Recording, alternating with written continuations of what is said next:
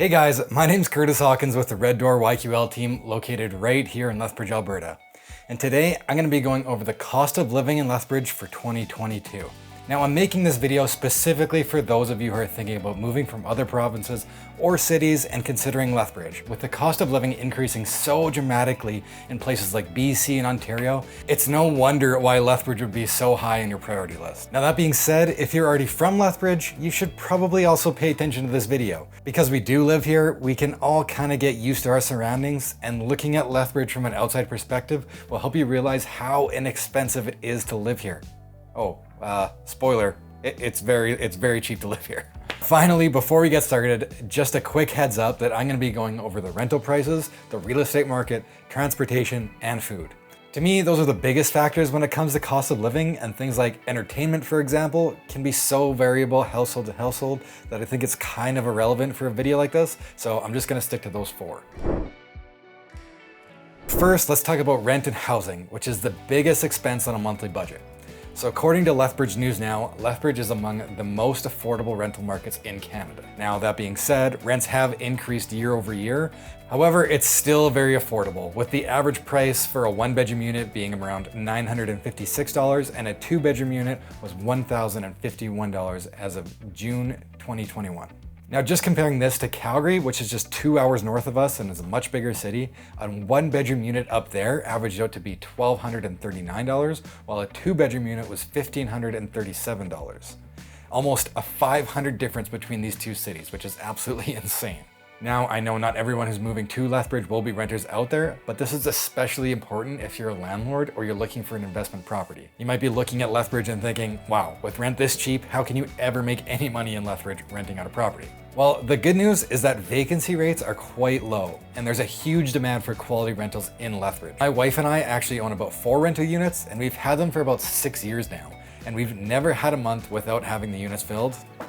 Knock on wood. Next, looking at the real estate market in Lethbridge, the latest numbers that I found was the average asking price for a home was $346,000. Now that's a pretty broad number for you, and there's a lot of factors that go into these types of homes. However, when I just looked up the average asking price for a home in Vancouver, you're looking at a whopping $1.3 million. So clearly there's a big difference here. But what I would say in general is for the average single family detached home with an attached garage, a decent sized yard, in a good neighborhood, you're looking around $350,000 to $450,000, which could be a big shock for some of you moving from other provinces. So in that case, if you're looking for current listings, all of my information is going to be located down below in the description, so you can just get in touch via email, text, whatever, and I'll send them over to you. Actually, what I'll do instead is I'll also put a link down there where you can just type in your email and the criteria of the home you're looking for, and I'll just send you the list so you don't have to talk to me if you don't want to. Okay, so let's talk about transportation. So according to livingcost.org, it's estimated that your monthly transportation cost will be around $55.40 for one person, or around $148 for a family of 4. Honestly, I don't really know how they calculated these numbers. I will say that Lethbridge isn't very dense and it's very spread out, so really the most efficient way around getting around the city is by car. We also have a public transit system as well, but no train or anything like that.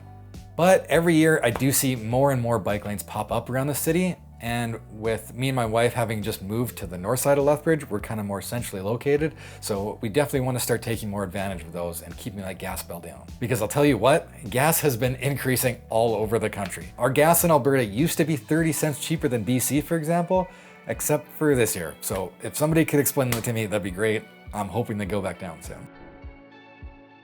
Now, food is estimated to be about $549 for one person and $1,425 for a family of 4. Now, my wife and I don't have any kids yet, so I can't really speak to if these numbers are actually accurate or not. However, I do see the $550 being fairly accurate. I mean, especially if you're eating out a couple times a week.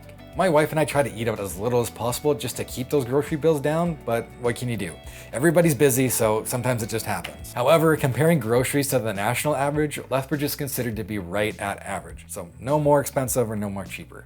So there it is. That's what it costs to live in Lethbridge, Alberta. And honestly, there's so much more that I could have gotten into with these different costs, like entertainment, haircuts, brand of jeans. I don't really know. When I was researching this, there was a whole bunch of different categories, and brand jeans was one of the things that you might consider when moving to a new city. I don't think so. So like I said, there's more we could have gotten into, but I think that pretty much covers the basics. So if you guys like this video and found it helpful, please hit that like button. It actually helps me out. And if you want to see more videos like this, or you want to see more weekly home tour videos, then hit that subscribe button, and I will see you guys in the next video.